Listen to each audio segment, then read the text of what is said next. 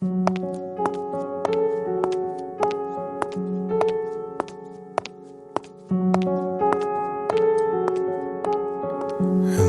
darkness, my old friend. I've come to talk with you again, because a vision softly creeping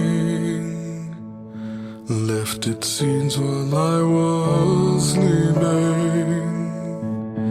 and the vision that was planted in